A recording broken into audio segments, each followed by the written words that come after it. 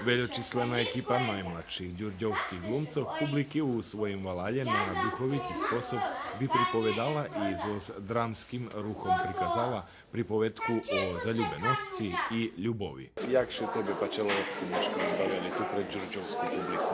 Baš mi se побажала. Baš mi je, jako sam odglumila. Задумала sam že нет публики так. Фільм. Задовольна съм, protože як да поем и публики, що почала і шмеялися. І не вирішали ми пошли до тексту. Pristavam, Njemco, pan Šarkej, najobičnejši skaranik.